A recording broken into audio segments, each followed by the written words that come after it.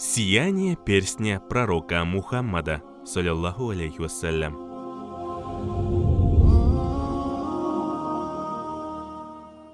Анас ибн Малик, радиаллаху анху, рассказывал: перстень пророка, саллаллаху алейхи вассалям, был серебряным с камнем из Эфиопии. Ибн Умар, радиаллаху анху, рассказывал: пророк, саллаллаху алейхи вассалям, приобрел серебряный перстень. Он использовал его как печать и не надевал на пальцы. Анас ибн Малик, радиаллаху анху, рассказывал: перстень пророка, саллаллаху алейхи вассалям, был серебряным. Камень также был из серебра. Анас ибн Малик, радиаллаху анху, рассказывал: когда посланник Аллаха, саллаллаху алейхи вассалям, пожелал написать письмо иностранцам, ему было сказано, что они не принимают письма без печати. И тогда он заказал у Яла ибн Умайя перстень. Я и сейчас словно вижу в его ладонях белизну этого перстня.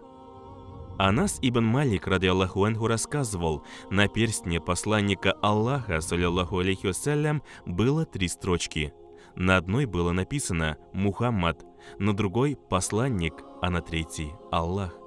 Анас ибн Малик, радиаллаху анху, рассказывал: когда посланник Аллаха, саллаллаху алейхи вассалям, пожелал написать письмо иранскому падишаху Кисру, императору Византии Кайсару Гераклиусу и королю Эфиопии Наджаши Негусу, ему было сказано, что они не примут послание без печати.